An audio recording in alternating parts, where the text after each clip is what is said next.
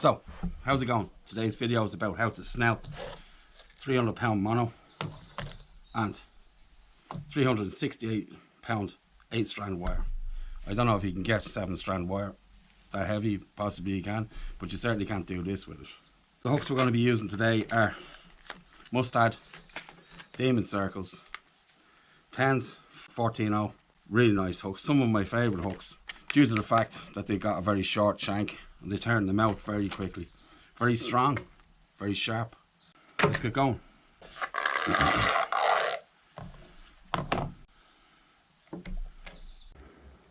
So there's the hook there. This is one of the best methods I know to snell a hook. It's the neatest, it's the strongest, it doesn't unravel. You'll see why.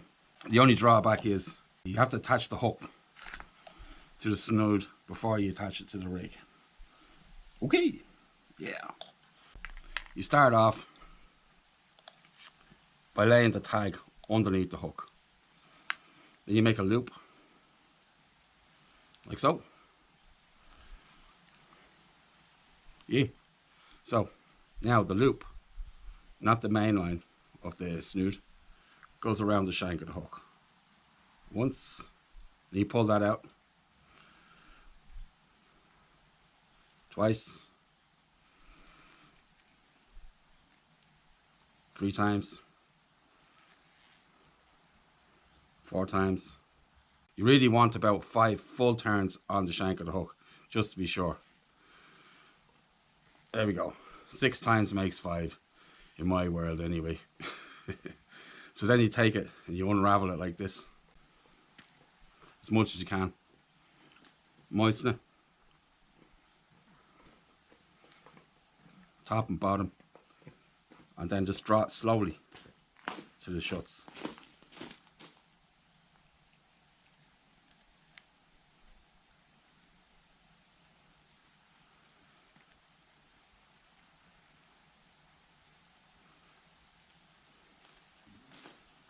There you go.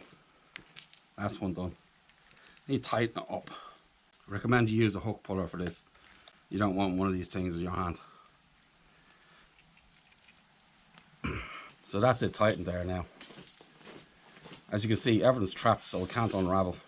So now you have to turn it over, so it's on the back. Now, one of the best things about this knot is sometimes on the inside of hooks, right in there where the line comes through, if you try to tighten it when you're pulling it through there, it will a lot of the time damage your hook length. But this is already tightened, it's already closed, so that isn't an issue. It won't pull through there. So as with all circle hooks, doesn't matter, half circles, full circles, mutsus, doesn't matter, always through the back of the hook out to the front. Boom. You make your loop, make it big because it doesn't twist as much then. So then you just go around the shank just like that.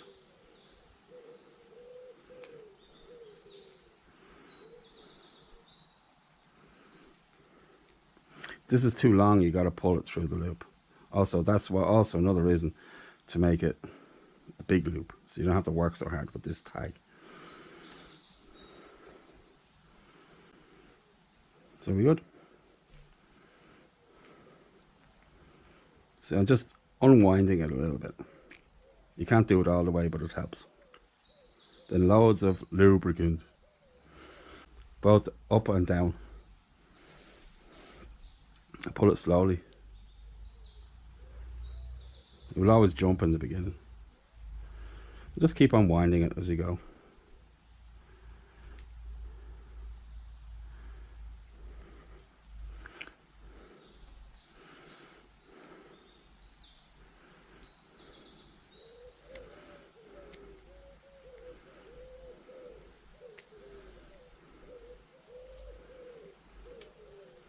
Here's this last one I was talking about. Now that would have made a kink in your line, so you just straighten it out. There we go. So now, this is what I was explaining. if you put this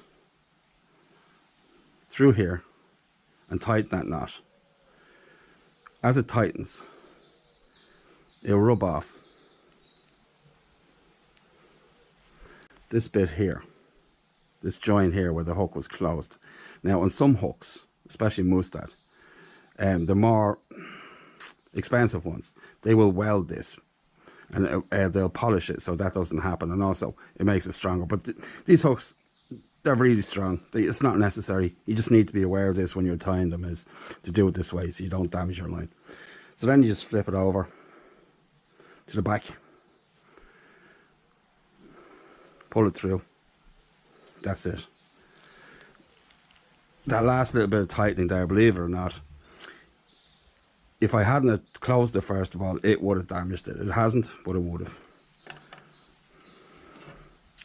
Now, I suppose you could put heat shrink on this if you wanted, but it's unnecessary.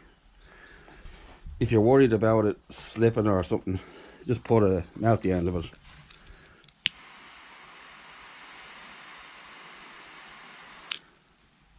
Boom.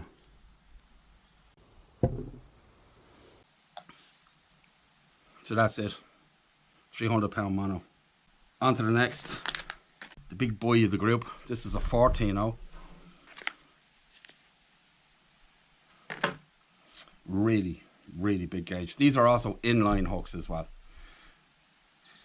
If you use an offset circle, you're defeating the process of even using a circle hook, because it will deep hook the fish just the same as a J hook would, because of the fact that the point is turned to one side. That's the whole purpose of turning the point to one side, is to get more hookups no matter what. This one is just the hookup in one type of a way. So if you get circles with an offset point, you might as well be using J hooks. Practically, I suppose they work a little bit better, but if you're going to use circles, get inlines. Otherwise, there's no point.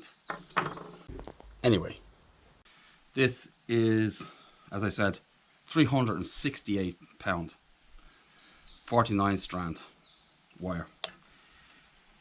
I like it for these reasons here. It's very flexible, but it doesn't foul up as much because it bends more. It's just the same as mono, more or less. It's nearly 70 pound heavier than this 300, so it's almost exactly the same. It's not for 10-0 hooks. It's for 14-0 hooks, 12-0 hooks, 13-0 hooks.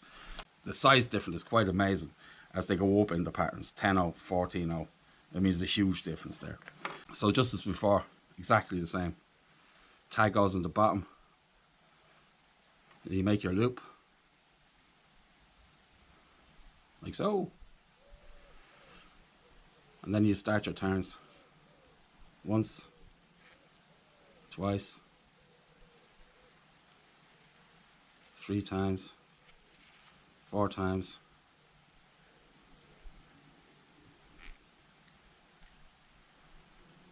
If it gets difficult, just untangle it along the way. 5 times.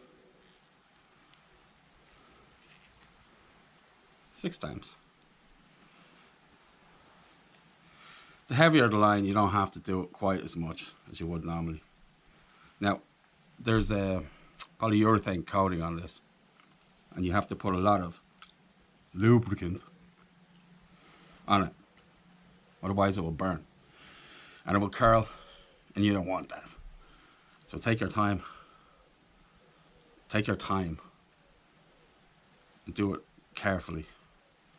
You don't want to kink this wire. You'll have to start again, and it's expensive.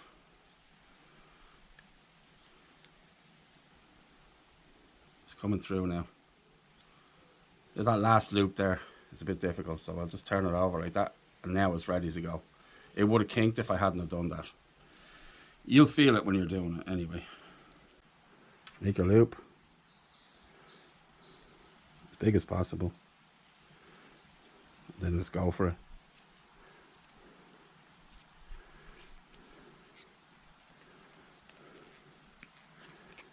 You have to work quickly with this heavy wire.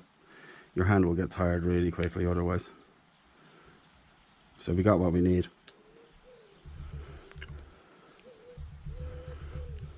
Excuse the teeth. Just need to get it moving.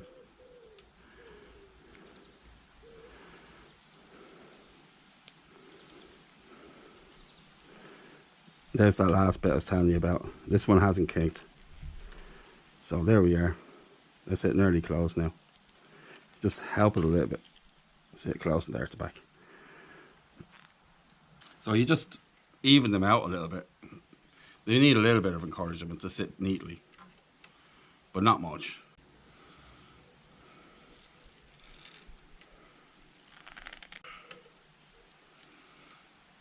I'd leave quite a tag on this hook, because the fish you're fishing for with this hook, he doesn't care.